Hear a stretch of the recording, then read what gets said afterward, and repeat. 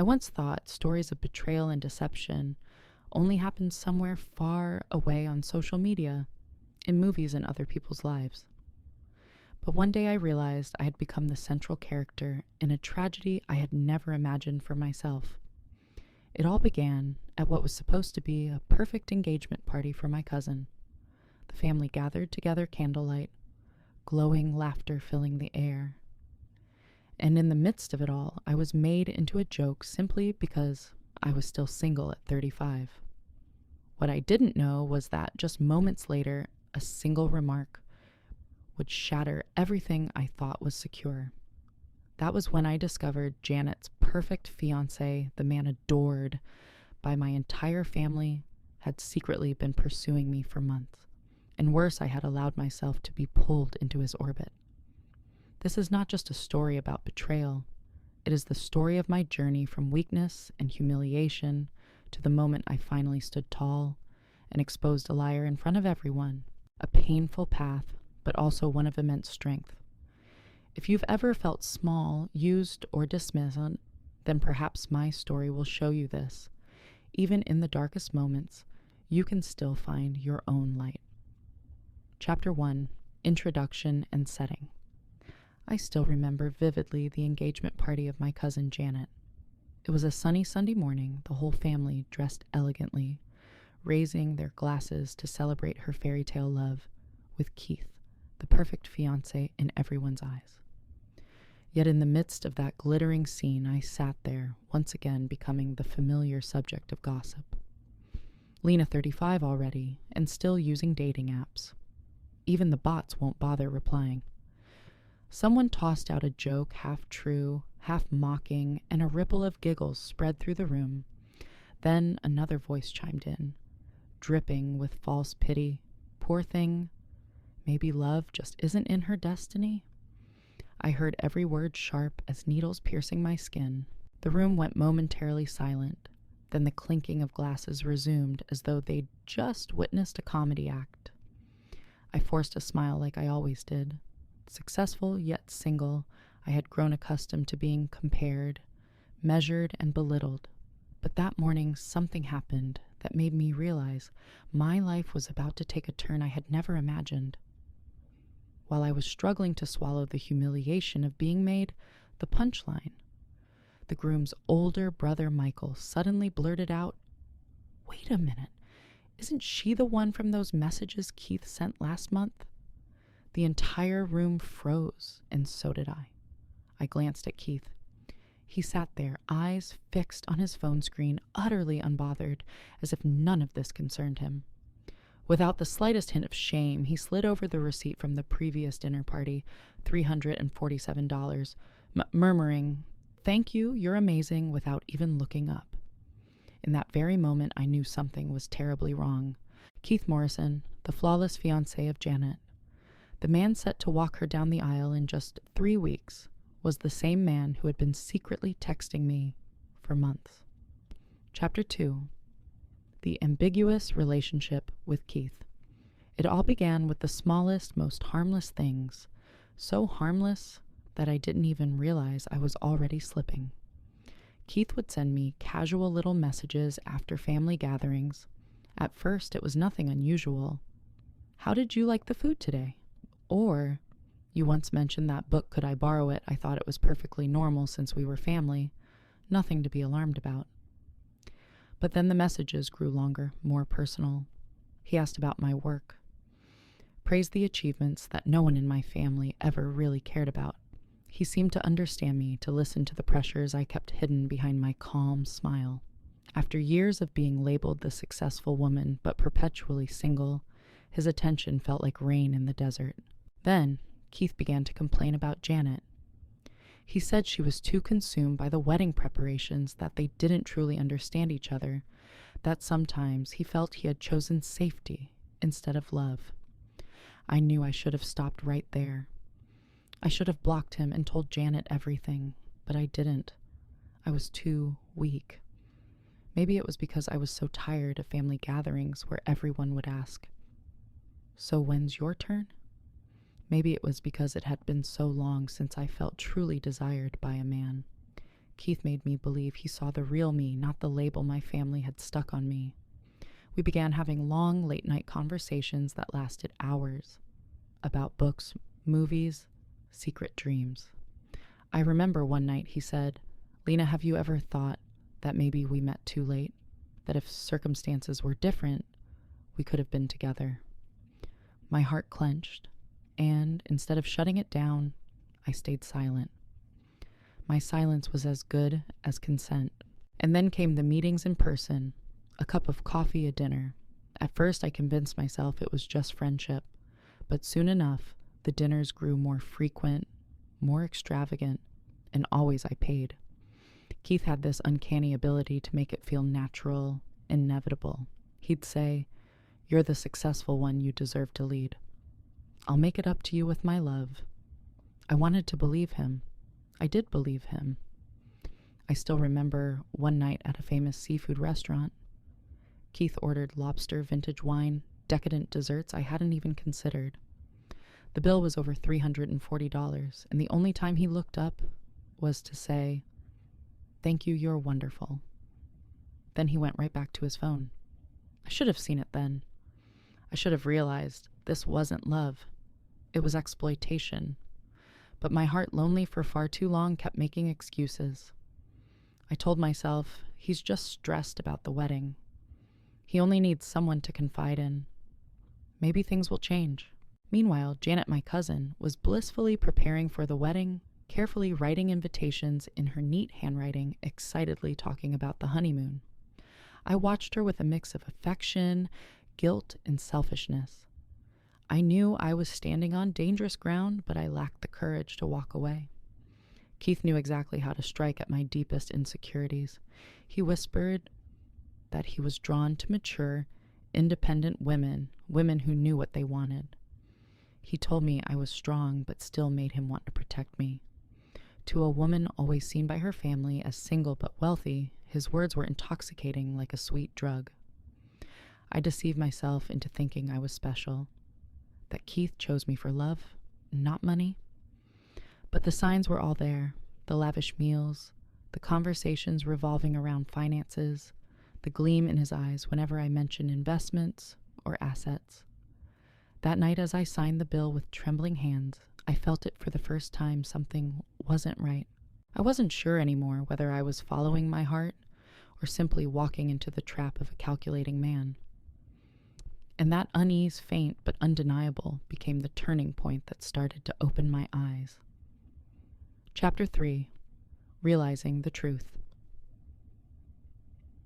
I left the restaurant that night with a costly bill and a suffocating weight in my chest. In the car, I rolled down the window, letting the wind lash against my face, hoping it would sweep away the discomfort swelling inside me. But the harder I tried to forget, the more vividly I remembered Keith's look as I signed that receipt. It wasn't the gaze of a man in love. It was the gaze of someone who had just secured an easy profit. I began to replay everything that had happened over the past few months. The endless late-night conversations, were they nothing more than a prelude to soften me up? The lavish dinners I always paid for, were they merely his way of testing my limits? And those honeyed words about mature, independent women, perhaps they weren't admiration at all, but strategy carefully crafted to make me believe I was special. I recalled Janet gushing with excitement as she described the honeymoon she was planning. Her joy was so radiant, it seemed to brighten the whole room. And there, I was her older cousin she once admired, harboring a secret that could shatter her happiness. I felt disgusted with myself. That night, I lay flat on my bed, staring at the ceiling. I asked myself, if Keith truly loved me, why hadn't he broken things off with Janet? If he truly valued me, why did he never hesitate to let me pay every bill? And if he genuinely wanted to build something lasting, why did every conversation always circle back to money, to my financial security? The truth began to crystallize, sharper than ever. I was not his fated lover, nor his belated but rightful choice.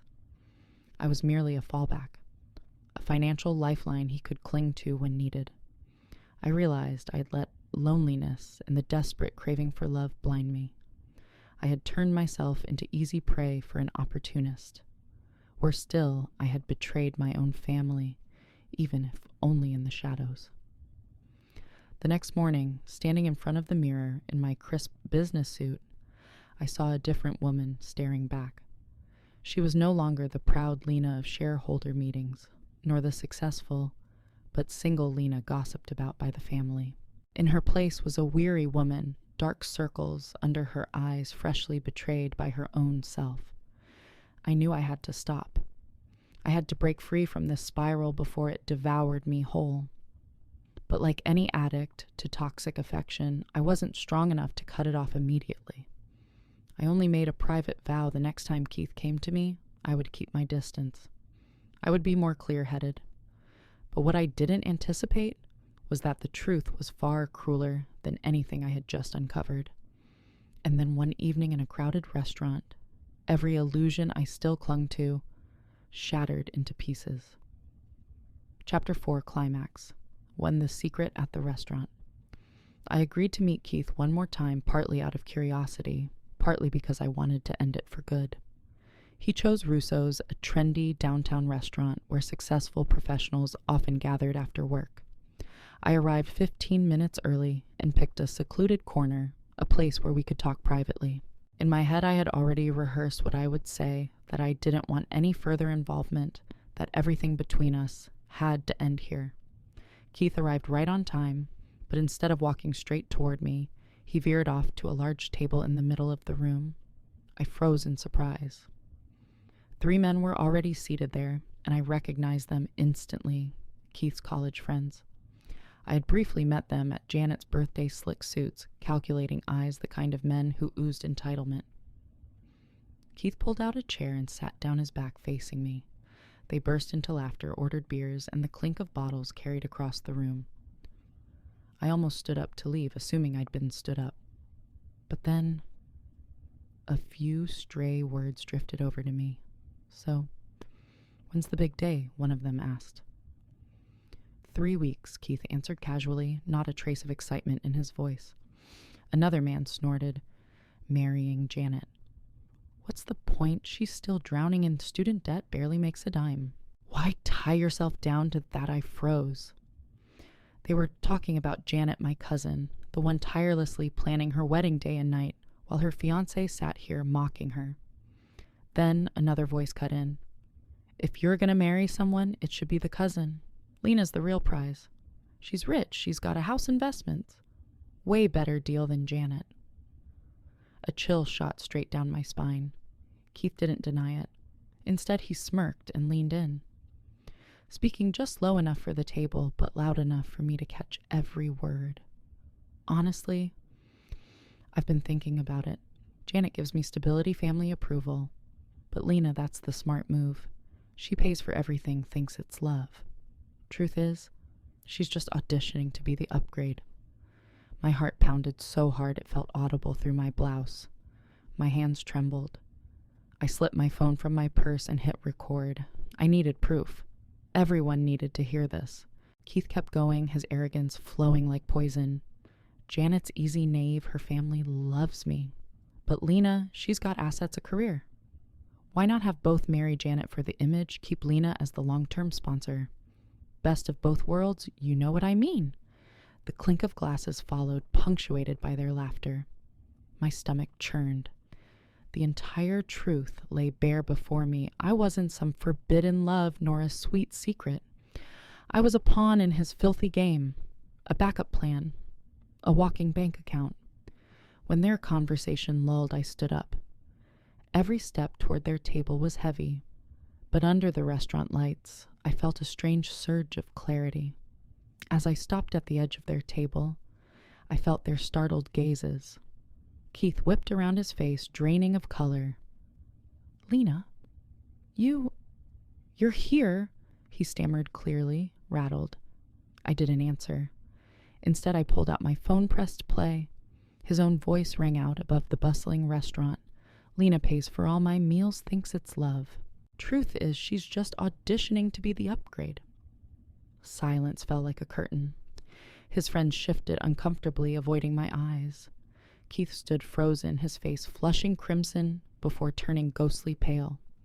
Every word he had uttered now hung in the air like a slap against the polished mask he wore in front of my family.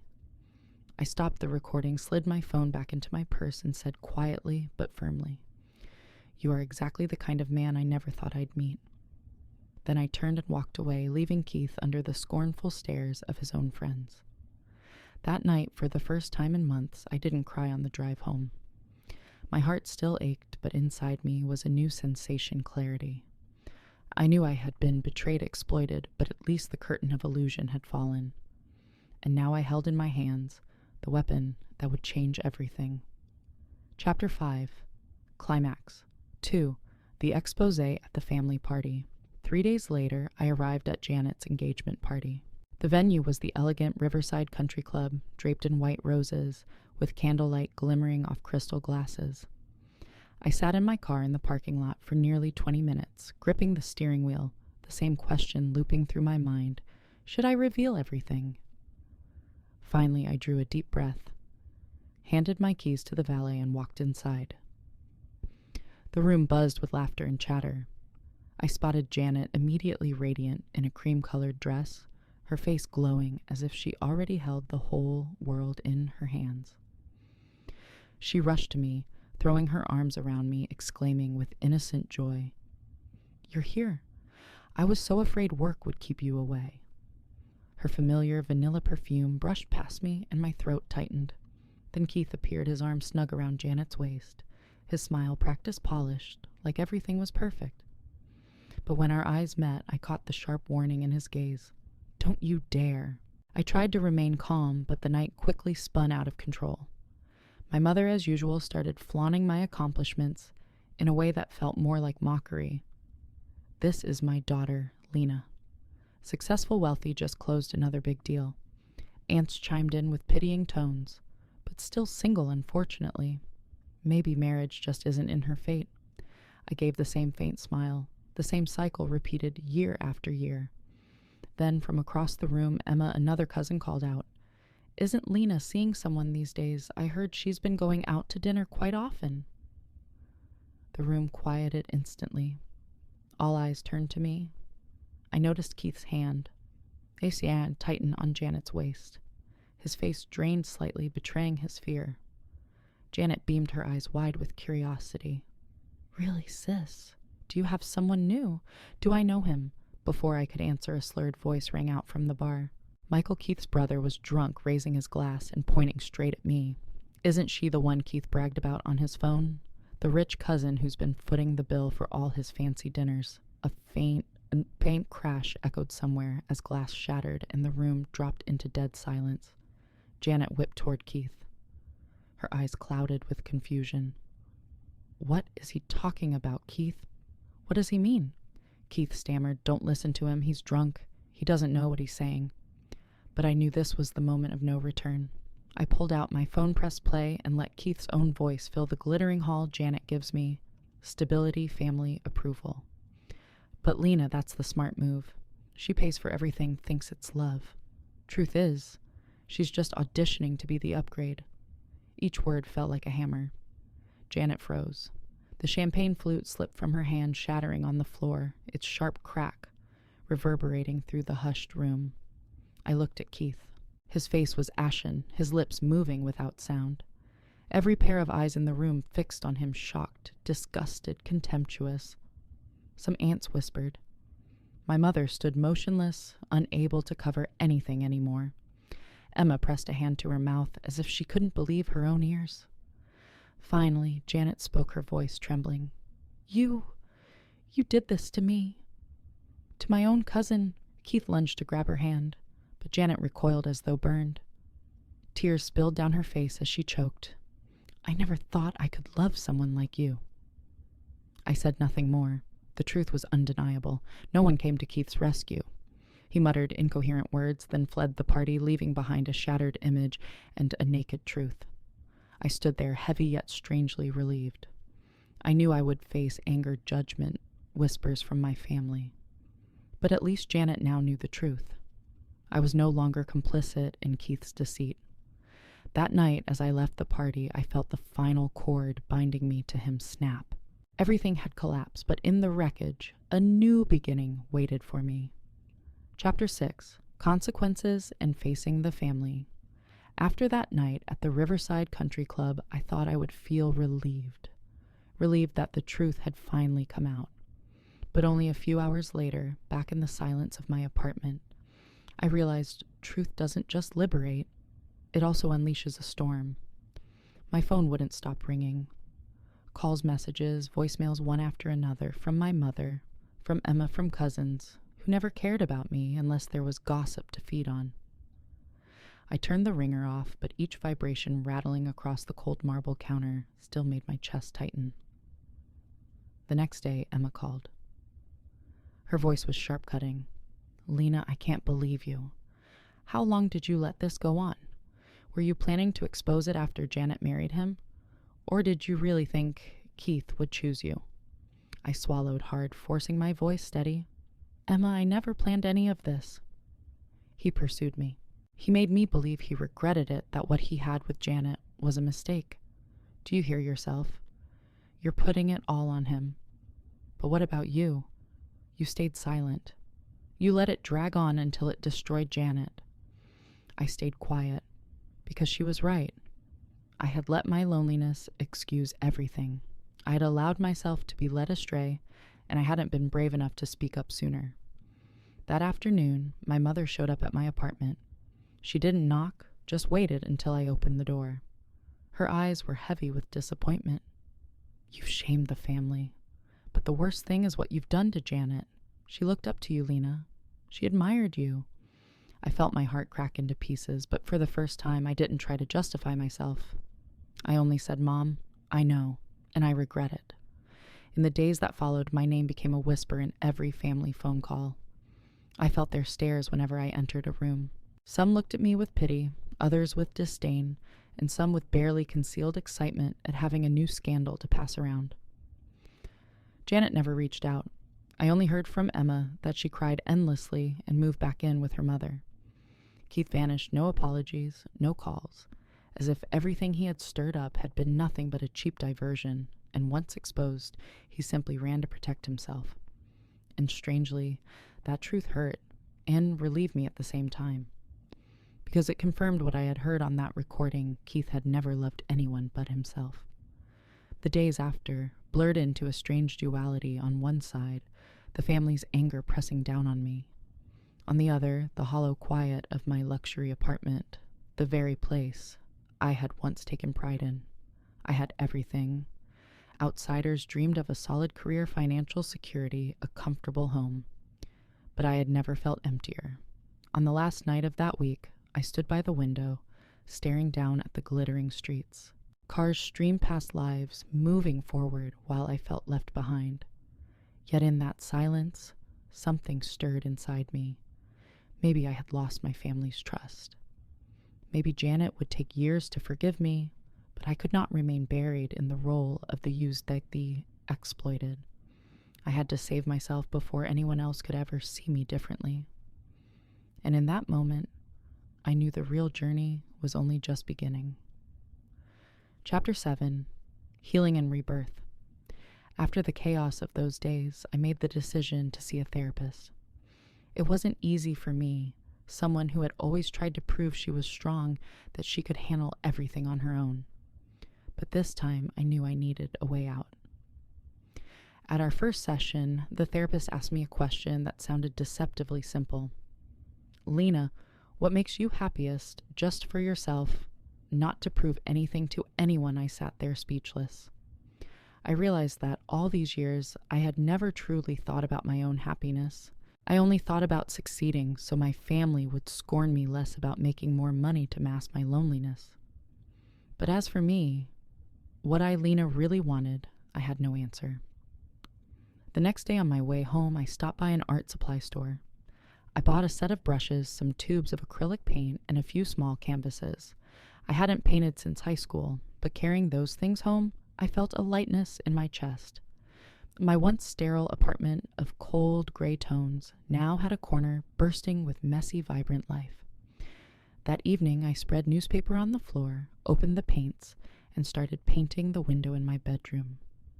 The painting was clumsy, the colors uneven, but I laughed for the first time in weeks. I had forgotten what it felt like to do something purely for joy, with no goal, no purpose, but to enjoy it. I also began to allow myself small pleasures. I brought back the silk pajamas Keith once sneered at as too fancy to wear to bed. Now, each night I slipped them on and looked at myself in the mirror. No Keith's gaze, no family's judgment, just me seeing myself and for the first time feeling content. One afternoon, my mother called. I hesitated before answering, but her voice was different, softer, more sincere. She said, "I owe you an apology. For years, I treated your independence as if it were a flaw, as though you were just compensating for loneliness. But when I heard Keith talk about you, I realized we've been guilty too. We've treated your accomplishments as incomplete somehow. The truth is, you've achieved more than any of them, and you don't need anyone to validate that." I went still. Tears welled up not from sadness, but because finally I was being seen. For the first time in my life, my mother wasn't comparing me to Janet, wasn't pitying or diminishing me. She saw me as whole. After that call, I began to open up more. I reconnected with Sarah, my college roommate. We met at a small Italian restaurant where wine was poured into simple glasses, not crystal goblets. I told her everything, my weakness, my mistakes with Keith, my fear of being abandoned by family. Sarah didn't judge. She only said, "Lena, you've spent your whole life trying to become the woman everyone else wanted you to be. But did you ever stop to ask, do you like that woman?" That question echoed in my head for days. I realized it was time I could no longer live just to please others. I booked a trip I had hesitated over for so long, a solo journey through the Mediterranean. Not to run away, but to discover who I was, when stripped of every role, not the cousin compared, not the single daughter, not the woman used. Just me, Lena, with a heart that was slowly healing. Gradually I came to understand that loneliness was not the enemy. It was a necessary space when I could finally begin to fill with my own joy. And I had already begun. Chapter 8, Ending and the Message of Empowerment. 3 weeks later, on the very day Janet and Keith were supposed to marry, I woke up in my apartment, sunlight spilling through the curtains. No more relentless phone calls, no more arguments, just quiet, warmth. I brewed myself a cup of coffee, slipped into the silk pajamas I once hid away, and smiled to myself. On the dining table, brushes and a half-finished canvas from the night before still sat there. The painting wasn't beautiful by any standard, but I loved it, because it was mine, created by my own hands, not for anyone, not to prove anything. I realized then how many years I had lived, as though I were waiting for someone else to arrive and complete me. But now things were different. I was already whole. My mind drifted back to the engagement party, the sound of shattering glass, the stunned faces, and Keith's ashen expression as he heard his own voice echo through the room. That moment wasn't just about exposing a deceitful man. It was about stripping away the chains I had bound myself with, the fear of being left behind, the obsession that without a man my life was meaningless. I knew Janet still needed time to heal. I respected that, and I believed that one day she would understand I too had been a victim, though a flawed one. But more important than her forgiveness was the vow I made to myself. Never again would I let my weakness become the noose someone else could tighten around me. That evening, I stood on my balcony, gazing down at the streets, glowing with city lights. The world roared on, but inside me was an unfamiliar peace. I whispered to myself, being alone doesn't mean being empty. Being alone can mean being whole, and for the first time in years I felt excited about tomorrow. Not because of any man who might walk into my life, but because I had finally stepped fully into my own. Looking back, I no longer see myself as a victim.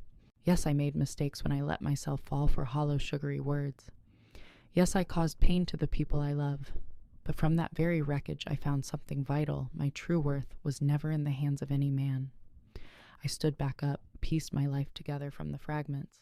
I learned to savor the little things, to value myself, and to stop living just to meet other people's expectations. If you've listened this far, I want you to remember this: being alone does not mean failure. Being alone is not emptiness. Being alone can mean being whole if you know how to love yourself. Thank you for walking with me through this story. If you believe that women deserve real love, not exploitation, please subscribe and share this video. Because somewhere out there, another woman may need this message to find her strength again.